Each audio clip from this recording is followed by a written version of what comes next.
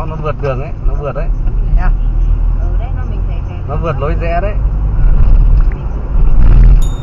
Nó đi thế có ngày thằng xúc đít đi ra đô rừng và xin nhăn đôi lên. Có những thằng đi ẩu chứ nhỉ? Đấy.